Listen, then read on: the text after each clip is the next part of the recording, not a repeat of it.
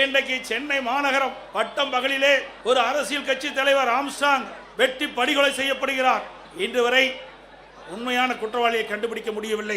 அதே போல திராவிட முன்னேற்ற கழகத்திலே கூட்டணியில் அங்க வைக்கின்ற காங்கிரஸ் கட்சியினுடைய திருநெல்வேலி காங்கிரஸ் கட்சியினுடைய மாவட்ட தலைவர் திரு ஜெயக்குமார் அவர்கள் வெட்டி சாக்கப்படுகிறார். அவர் எரித்து கொலை செய்யப்படுகிறார். அந்த கொலை குற்றவாளிகளும் இதுவரை கண்டுபிடிக்க முடியவில்லை. இன்றைக்கு ஒரு 15 நாட்களுக்கு முன்பு நாங்குநேரில் இருசக்கர வாகனத்தில் போதை ஆசாமிகள் சாலையிலே சென்று கொண்டிருந்தவர்களை வெட்டி சாய்க்கின்றார்கள். அதில் 2 பேர் படுகொலை செய்யப்படுகிறார்.